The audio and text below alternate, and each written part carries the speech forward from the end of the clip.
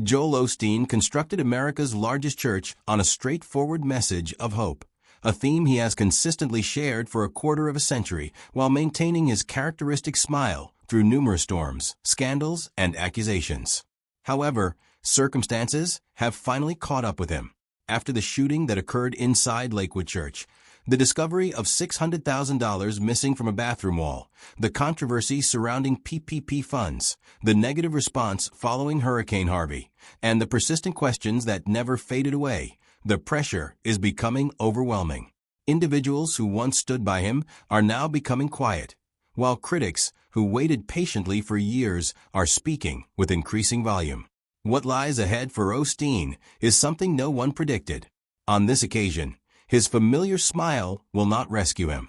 Joel Scott Osteen entered the world on March 5, 1963, in Houston, Texas, as the fourth of 5 children born to John Hillary Osteen and Dolores Dodie Pilgrim Osteen. Well, before Joel ever addressed an audience, his life's path was being molded by the influence of his father's universe. John Osteen was far from an ordinary individual. Born on August 21, 1921, in Paris, Texas, he became a Southern Baptist minister before reaching the age of 18. He pursued serious study and developed substantial qualifications, obtaining a bachelor's degree from John Brown University, a master's degree from Northern Baptist Seminary, and subsequently a Doctor of Divinity from Oral Roberts University. His personal life, though, had already experienced disruption. He wed his first wife, Emma Jean Schaefer, and later divorced her while serving as pastor of Central Baptist Church in Baytown, Texas. Together, they had a son, Justin Osteen, who would later engage in missionary work based in New York. John then married Dodie on September 17, 1954, and from that point forward, the family that would eventually become widely recognized started to take form. The pivotal moment arrived in 1958 when their newborn daughter, Lisa, was born with a condition similar to cerebral palsy. That crisis disrupted everything, affecting not just the family emotionally, but also altering John's theology. He later characterized that period as a time when he underwent the baptism of the Holy Ghost. From that moment onward, he adopted charismatic Christianity and decided to depart from the Southern Baptist Convention. That change soon resulted in something even more significant.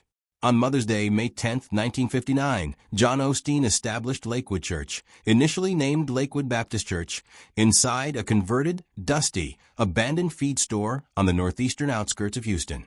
Approximately 90 individuals attended that initial service. It was modest, unpolished, and far from remarkable. But that situation did not persist for long. Before long, the congregation removed the word Baptist from its title and became non-denominational.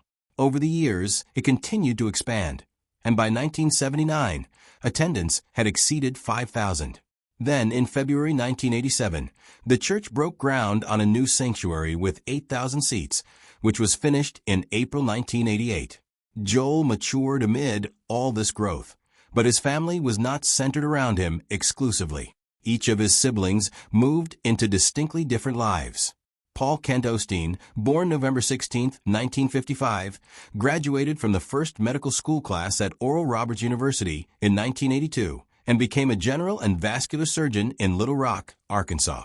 Lisa Osteen, born around 1958, survived a pipe bomb in 1990 after opening a package addressed to her father. She was injured but survived, and she later became an associate pastor at Lakewood. Tamara Osteen Graff, born around 1961, married Pastor Jim Graff. April Osteen Simons, the youngest, became a motivational speaker and author. Joel, however, did not appear to be the child most likely to succeed his father. He finished high school at Humble High School in 1981 and enrolled at Oral Roberts University in Tulsa, Oklahoma, where he studied radio and television communications. That chapter ended almost as rapidly as it started. After merely one semester, he withdrew and came back to Houston in 1982 to assist his father in building Lakewood's television ministry. Even then, he had no interest in preaching. He remained away from the spotlight and operated behind the scenes. Lakewood itself later characterized those years by stating that Joel's initial experiences were in media and business, where he served faithfully as a television producer. That detail is significant because it reveals the essence of who he was at the beginning. He was not the son eager to take the pulpit. He was the son who wanted to avoid it. John Osteen had been coping with heart and kidney problems, and once again, he asked Joel to preach.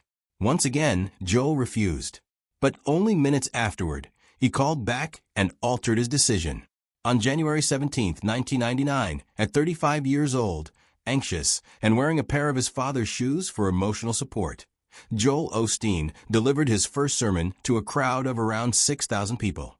John listened over the phone from his hospital bed. Later, nurses told Joel, "We have never seen your dad so proud." He just beamed with joy. Then came the moment that transformed his life permanently. Just 6 days later, on January 23, 1999, John Hillary Osteen died of a heart attack at age 77. The timing affected Joel deeply because the event felt nearly impossible to explain. He later said, "What are the coincidences of me speaking the last Sunday of his life?" Because his father had been healthy for the most part. Even after that, the call to take over did not feel natural to him. He remembered the inner struggle clearly. He said, "I felt that same feeling that said, I am supposed to step up and pastor the church."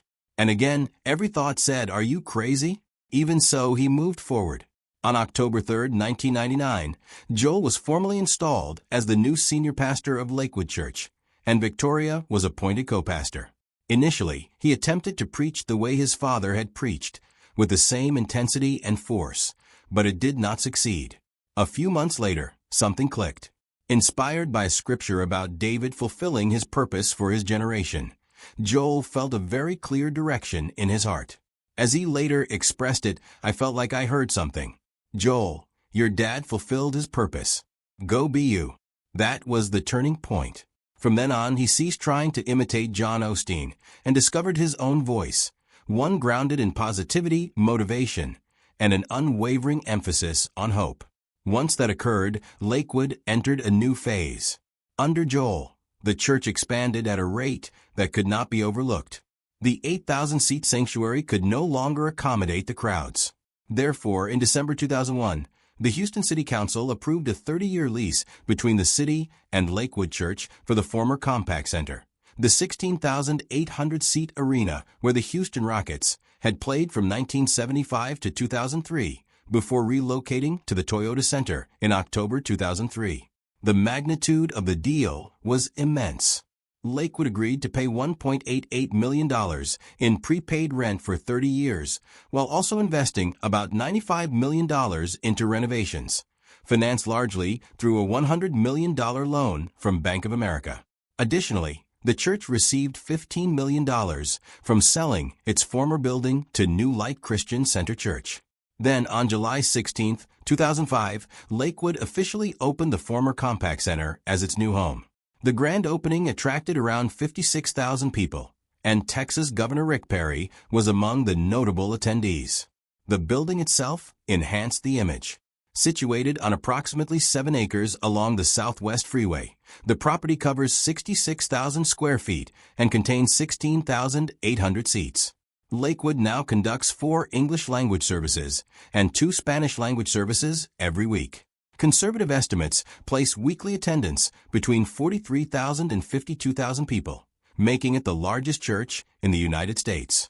The church employs 368 staff members and functions on an annual budget of around $89 to $90 million. Then, in another significant step, the Houston City Council voted 13 to 2 on March 31, 2010, to sell the property outright to Lakewood for merely $7.5 million.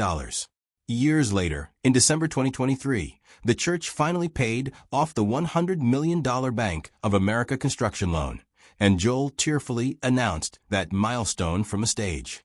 By that point, Lakewood had become far more than a church in one city. Its television ministry alone was costing about $25 million a year based on fiscal year 2017 financial data. Joel's broadcasts aired on the Trinity Broadcasting Network, Daystar, USA Network, and in more than 200 U.S. markets. They reached an estimated 100 million households in America and audiences in more than 100 countries.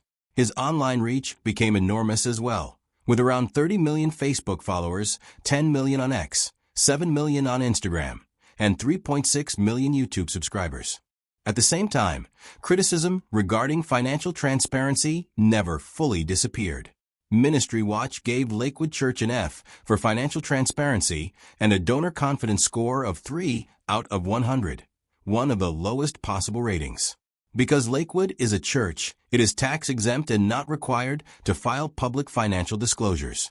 Reports from a Houston Chronicle and Financial Times stated that less than 1.5% of Lakewood's funds went to charitable causes, which amounted to about $1.2 million out of $89 million in fiscal year 2017 income.